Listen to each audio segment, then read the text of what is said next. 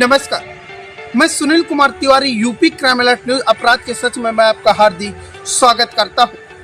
आपने कहावत तो सुनी होगी कि कहाँ राजा भोज कहाँ गंगू तेली। ये मैं कहावत किसी और को नहीं सुना रहा हूं, ये मैं सुना रहा हूं सूबे के मुखिया योगी आदित्यनाथ के हाईटेक शासन प्रशासन के लिए। हाईटेक शासन प्रशासन के लिए किस लिए है, आइए जरा मैं आपको वो भी नज़ारा दिखाता हूँ।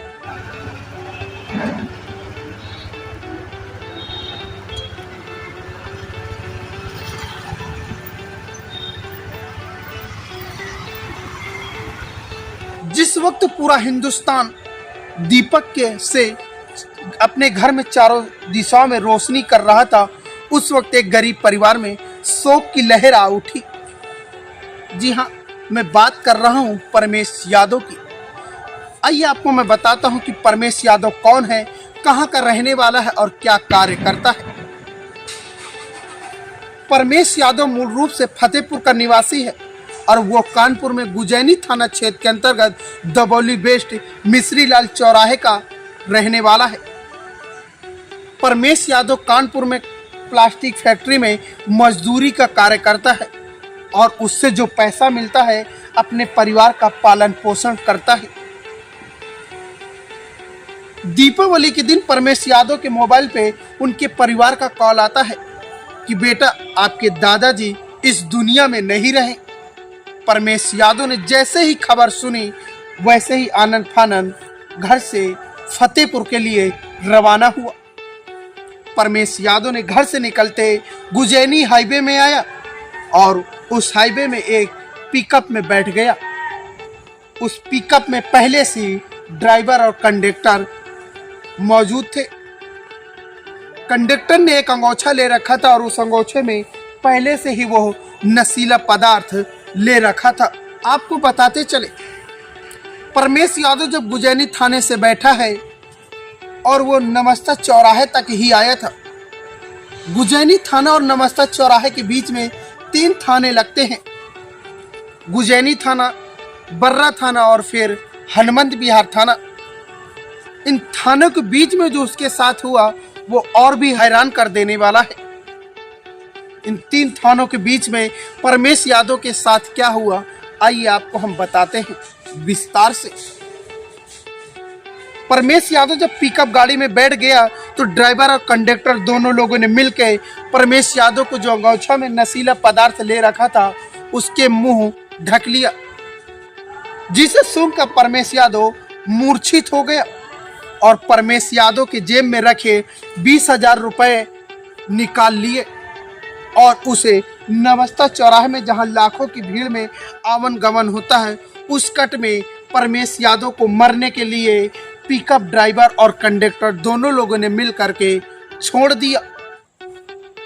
इसके बाद परमेश यादव को 4 घंटे बाद होश आता है और उसके साथ ये जो हुआ उसे भूल करके केवल उसे याद आता है तो अपने दादाजी की मौत। वो आनंद फानंद फिर एक पिकअप की मदद से वो फतेहपुर पहुंचता है और जब परिवार में पहुंचता है तो अपना साथ घटना के बारे में न बताते हुए दादाजी की मौत में सम्मिलित हो गया।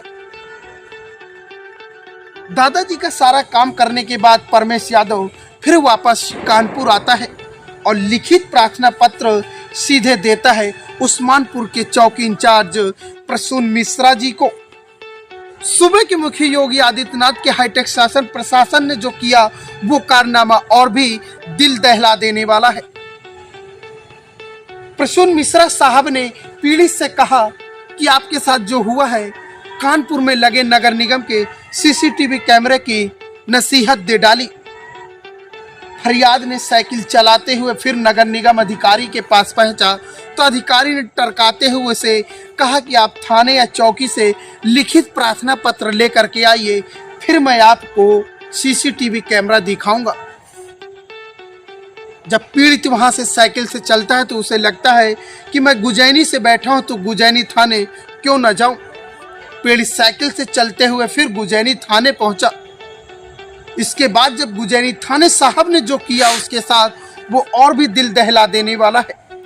गुजैनी थाने के सच्चो साहब टरकाते उसे कहा कि हमारे क्षेत्र का मामला नहीं है, आप बर्रा थाने जाइए।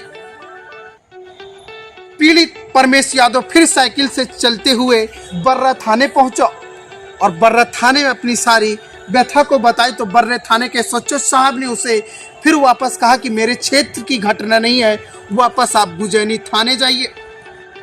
पीड़ित फिर साइकिल से गुजैनी थाने पहुंचा और फिर अपनी आप बीती कहानी एसएचओ साहब को बताई। तो एसएचओ साहब ने उसके लिखित प्रार्थना पत्र के आधार पर वापस फिर नगर निगम अधिकारी के पास पहुंचे। उसके बाद पीड़ित ने कहा कि जो मुझे सीसीटीवी कैमरा दिखाया गया है मात्र कुछ ही घंटों का दिखाया गया है, जिस पे वो आरोपी कैद नहीं हुए हैं। आपको याद दिला दे कानपुर वासियों,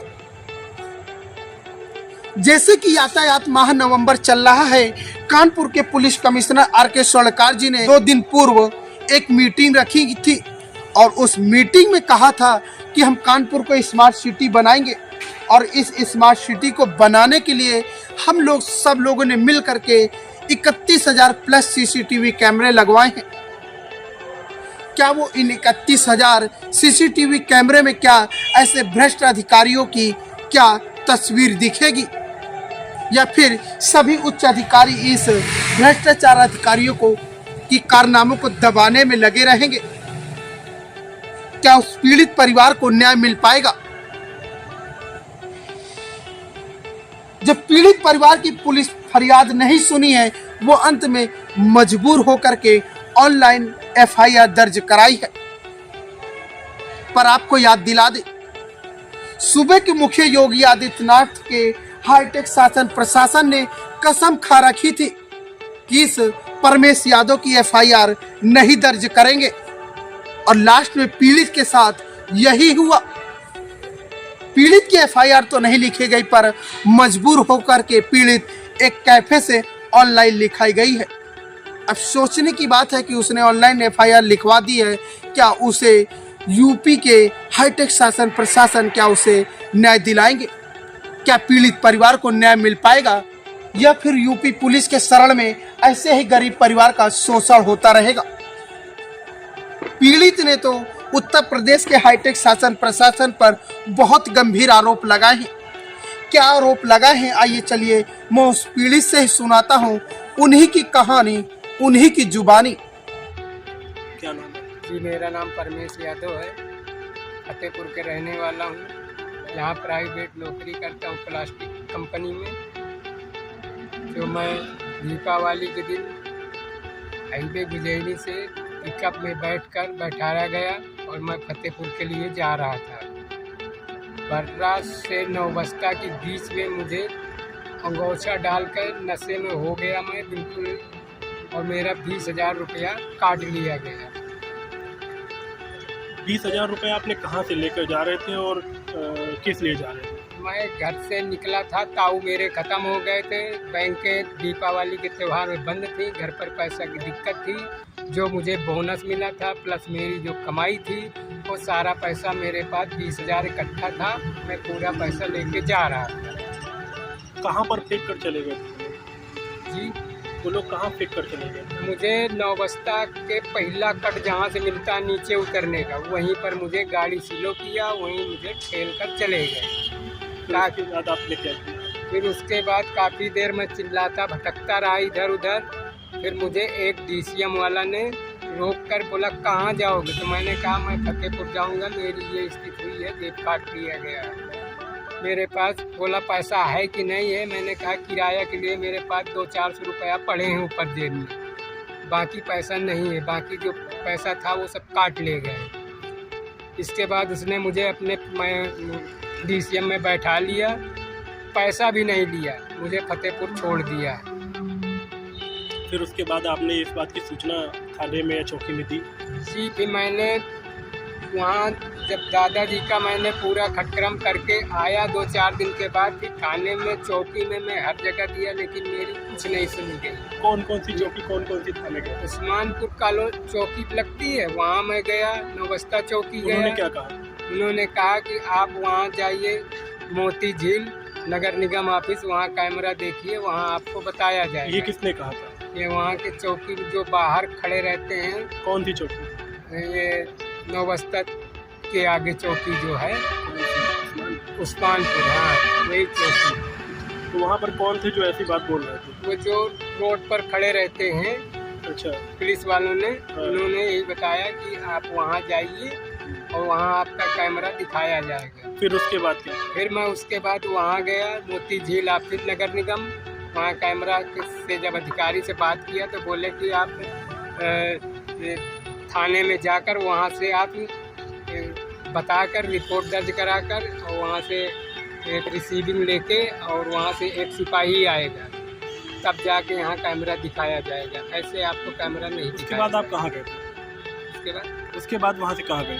वहाँ के बाद मैं वहाँ गया था ऑफिस नगर निगम। नगर निगम के बाद कहाँ गए? नगर निगम के बाद फिर मैं आया गुजैनी थाने। गुजैनी थाने से मुझे बर्रा थाने भेजा गया। बर्रा थाने गया, बर्रा थाने में बताया तो वो फिर मुझे गुजैनी थाने भेजा। अब गुजैनी थाने बोले कि हमारा ऊपर कल नहीं लगता है ये, आप रतनलाल नगर जाइए। तो कुल मिला के फिर उसके बाद आपने कहाँ गए? अब रतनलाल नगर जा रहा था मैं। अभी आप क्या चाहते हैं, क्या प्रशासन से मांग करते हैं? मुझे यही है कि प्रशासन से मुझे कैमरा दिखाया जाए, मैं उस आरोपी को भली भांत पहचान लूँगा। कितने लोग थे वो लोग? 3 लोग थे, ड्राइवर, कंडक्टर और एक लोग और था, वो भी जेब कतरा था। कितने पैसे थे? 20,000 रुपया था। कैसे काटे थे आपके? जी मेरे जब अंगोछा डाल दिया तो मेरा दिमाग बिल्कुल उड़ गया। मैं चुप शांत बैठा रहा, वो अपना कार्यक्रम करते रहे। इसके बाद पैसा काटने के बाद मुझे गाड़ी स्लो करके नीचे हाईवे में ऊपर ठेल दिया गया।